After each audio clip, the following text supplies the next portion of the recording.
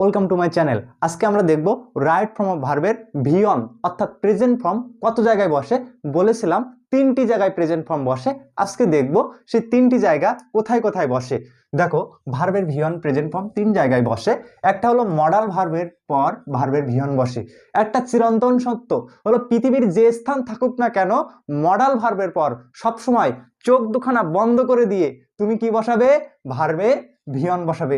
এখন প্রশ্ন হলো মডাল ভার্ব কি? আমরা জানি can, could, shall, should, may, might, have to, has to, এগুলো হলো কি মডাল ভার্ব। এগুলোর পরে সবসময় ভার্বের ভি অন বসাবে। এটা তোমরা বইতে দেখে নিও, অনেকগুলো পাবে। তারপরে দেখো টু প্লাস ভি অন অর্থাৎ ইনফিনিটিভের পর চোখ বন্ধ করে ইনফিনিটিভের পর অর্থাৎ টুর পরে সবসময় ভার্বের ভি অন বসে। আবার টু অনেক সময় প্রিপোজিশনের কাজ করে, সেটা একটা ব্যতিক্রম, সেগুলো নিয়ে আমরা বিস্তারিত আলোচনা করব।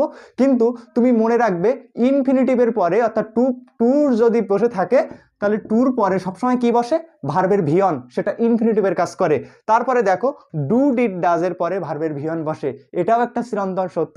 ডু যেখানে থাকবে, ডিড যেখানে থাকবে, ডাজ যেখানে থাকবে, চক্ষু বন্ধ করে দিয়ে ভার্বের ভি অন বসাবে।